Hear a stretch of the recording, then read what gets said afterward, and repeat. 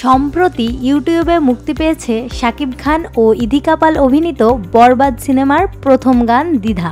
এই নিয়ে দ্বিতীয়বারের মতো একসাথে দেখা যাবে শাকিব ইদিকা জুটিকে। প্রিয়তমা সিনেমার দর্শকপ্রিয়তায় হয়তো পরিচালক মেহেদী হাসান হৃদয়কে বাধ্য করেছে এই জুটিকে বেছে নিতে। এরই মধ্যে রাজধানীর এক হোটেলে প্রকাশিত হয়েছে সিনেমার 20 সেকেন্ডের একটি মোশন পোস্টার। রক্তমাখা পিস্তল হাতে গাড়ির ওপরে বসে ঠোঁটে আঙুল চেপে কাকে যেন চুপ করে থাকার ইশারা করছেন সিনেমার সুপারস্টার শাকিব খান। আগামী সিনেমা বরবাদের মোশন পোস্টারে এভাবেই ধরা দিয়েছেন নায়ক অক্টোবর মাসে মুম্বাইয়ে। এছাড়াও সিনেমাটিতে বিশেষ চরিত্রে অভিনয় করছেন বর্ষিয়ান অভিনেতা মামুনুর রশিদ, মিশা সওদাগর সহ আরও অনেকে।